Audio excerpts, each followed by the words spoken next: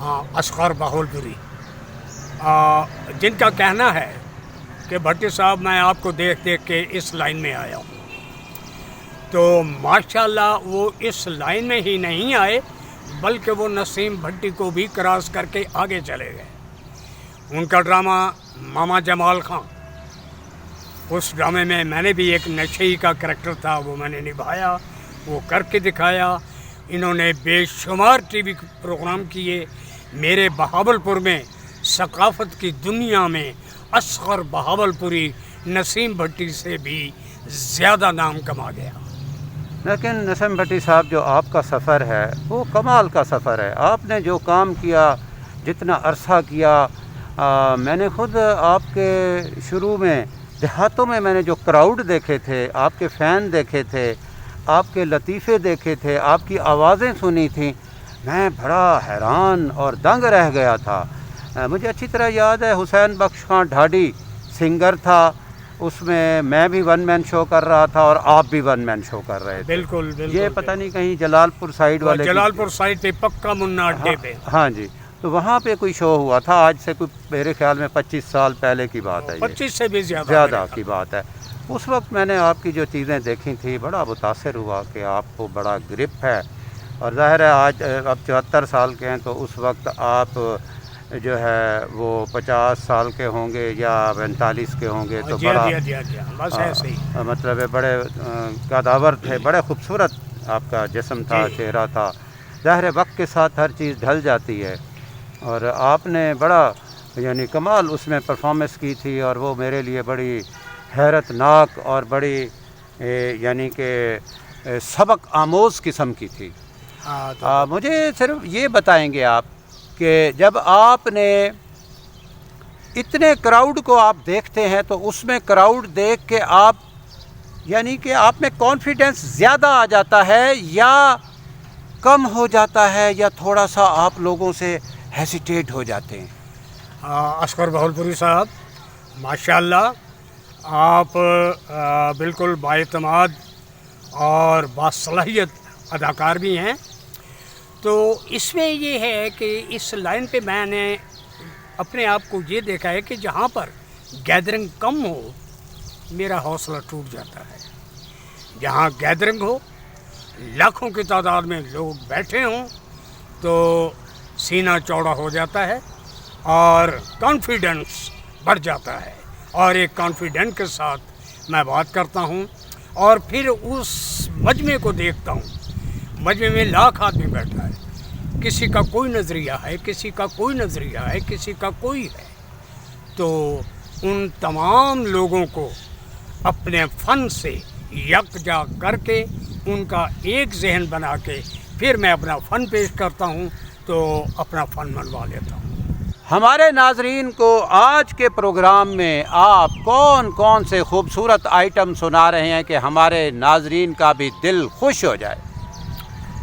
असगर बाहुलपुरी साहब, अब चूँकि उम्र की ऐसी स्टेज पे हूँ, हो सकता है कि वो अदायगी तो ना हो, लेकिन फिर भी दिल तो वही है, अंदाज़ वही है, इरादा वही है।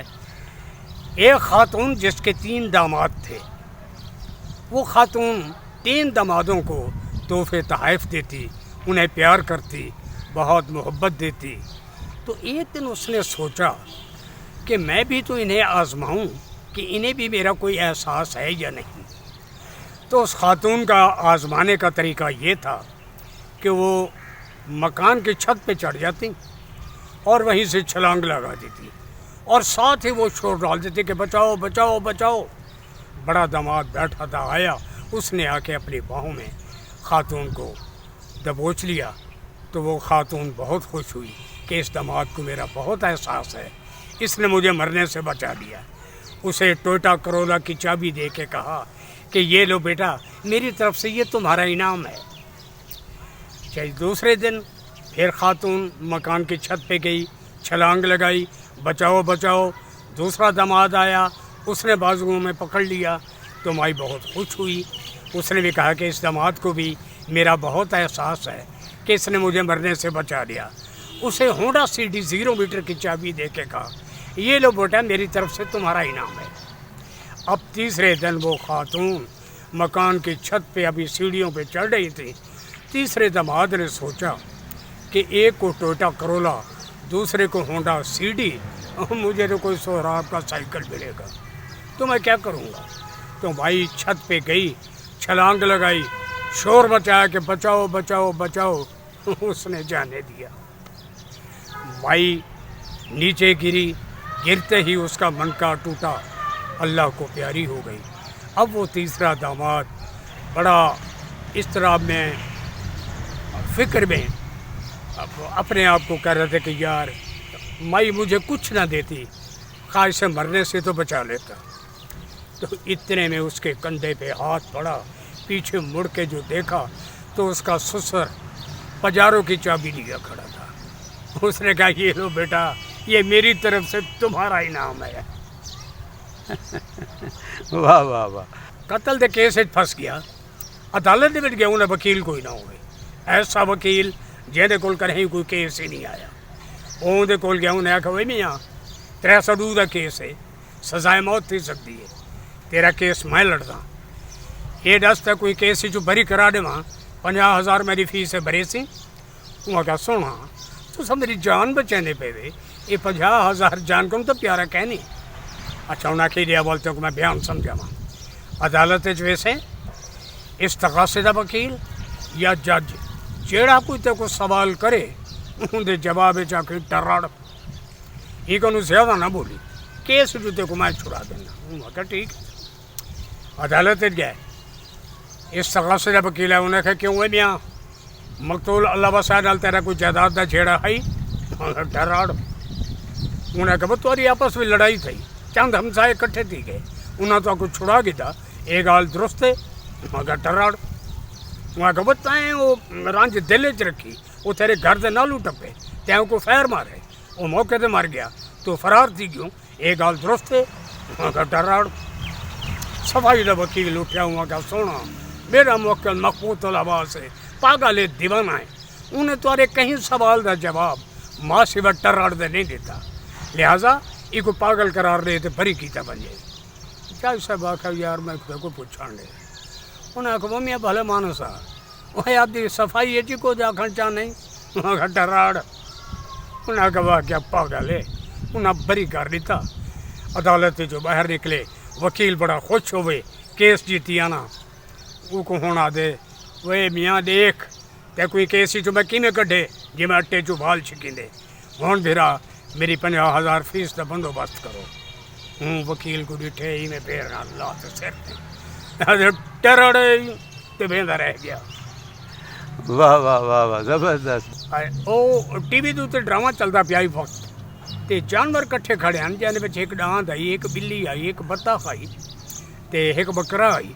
ते इन्हें आख्या जो भी आप भी चलते ते ड्रामा देखो, ते पानी दे विच पे आई थे डेडर। वो डेडर ने ड्रामा दा जड़ा ना शोर मचाया, नारा लाया, ड्रामा ड्रामा ड्रामा। डांत खड़े पोल, उन्हें पूछा ओए केड़ा, ओ केड़ा।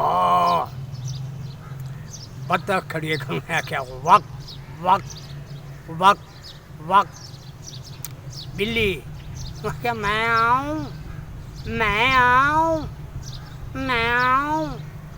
बकरा खड़े खोल, मैंने कहा नो नो। तो और कोई लतीफ़ा सुनाइए, और इसके साथ साथ किसी ड्रामे के मकालमे सुनाइए, क्योंकि आप बुनियादी तौर पे एक एक्टर हैं। बिल्कुल सही है, ये ड्रामा है मेरा अपना लिखा हुआ था, वो मकालमे भी मेरे लिखे हुए थे। सोनी धरती, सोनी धरती में मेरा एक सीन था कि एक लड़की है जो इंग्लैंड रिटर्न है, वो अपने घर में मसहरी पर लेटी हुई है कि दरवाजे में सरसराहट होती है। लड़की चौंक कर चारों तरफ देखती है, कोई नज़र नहीं आता, तो कहती है कि शायद मेरा वहम है। उसके बाद वो अपना नावल उठा के पढ़ने लगती है कि दरवाजे पे फिर सरसराहट होती है। एकदम सिरहाने के नीचे से पिस्टल उठाती है और दरवाजे की तरफ तान के बोलती है, खबरदार दरवाजे के पीछे कौन है, फ़ौरन सामने आ जाए वरना शूट कर दूंगी। अब उसका पिस्तौल दरवाजे की तरफ से कि बैक साइड से एक मुजाहिद आता है, आते ही उसके हाथ से हाथ मार के पिस्टल छीन कर कहता है कि बेकार कोशिश मौत को दावत दे सकती है लड़की, खामोशी अख्तियार करो वरना तुम्हारे पिस्तौल की गोलियां तुम्हारे सीने में ठंडी हो जाएंगी। अब लड़की खौफजदा होकर कहती है, कौन हो तुम? अरे एक मुहिब्बे वतन, मैंने नाम पूछा है, मुझे सुल्तान सरहदों का पासबान कहते हैं। यहाँ क्या लेने आए हो? वो तमाम खुफिया दस्तावेज़ात जो तुम और तुम्हारे बॉयफ्रेंड लंदन से लेकर आई हो, और उसके बाद उन तमाम दुश्मनों का सर काटना चाहता हूँ जो रात के अंधेरे में छुपकर मेरे वतन मुक़द्दस पर आए हैं। क्या बात है भट्टी साहब, मज़ा आ गया। हाँ, देखें ना, अदाकार है ना, क्या बात, कमाल। ऐसे मैं खो गया था आपके मकालमे के अंदर, माशाल्लाह। अच्छा भट्टी साहब, ये तो हो गए मकालमे, वन मैन शो भी हो गया।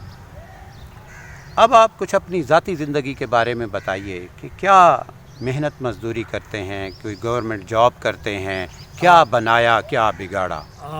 ये है, मैं यूँ कहूँगा कि इसी फ़नकारी लाइन से चूँकि माशरे में एक बाइज़्ज़त मकाम मिला।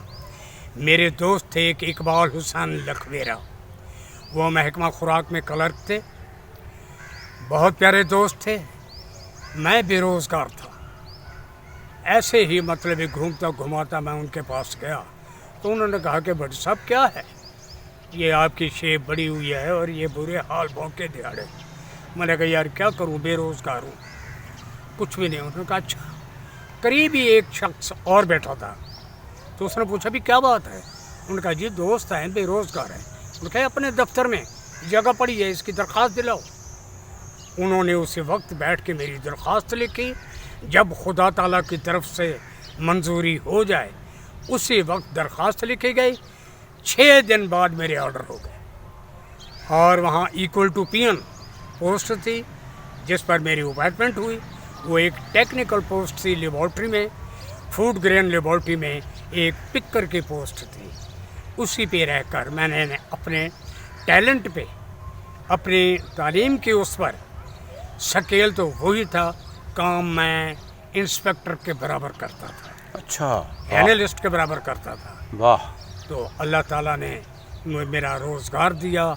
उसी ही मुलाजमत से फिर मैंने शादी की। शादी के बाद बच्चे हो गए। बच्चों को भी अल्लाह ताला ने उनका जो रिज़्क़ लिखा था वो दिया। रिटायरमेंट हुई, मकान बनाया, बच्चों की शादियां कर दी। कुछ बच्चे अभी 2 बेटियां हैं जिनका बोझ मेरे कंधों पे बाकी है। और अल्लाह ताला की रहमत है, खुदा ताला की ये ख़ास रहमत है कि अभी तक मैं बिल्कुल फिट, फिज़िकली बिल्कुल फिट हूँ। माशाल्लाह माशाल्लाह। आजकल क्या मसरूफियात हैं, रोज़गार का सिलसिला क्या है? वो मैं मुलाजमत से रिटायर होने के बाद अब घर में नहीं बैठ सकता था। मेरे जैसा मेहनती आदमी बेकार नहीं बैठ सकता, तो मैंने एक दफ्तर में बैठकर वसीका नवीसी शुरू कर रखी है। तो उसमें मुझे रोज़ के इतने पैसे आ जाते हैं कि घर की गुज़र औकात चल जाती है, तो कुछ पेंशन का पैसा भी आ जाता है।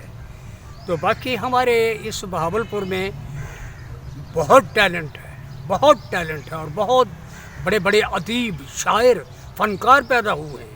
मैं एक शख्सियत है जिनका मैं नाम नहीं लेना चाहता, बल्कि मैं अपने चेहरे को जुम्बश दूंगा, आप खुद समझेंगे कि ये कौन सी शख्सियत है।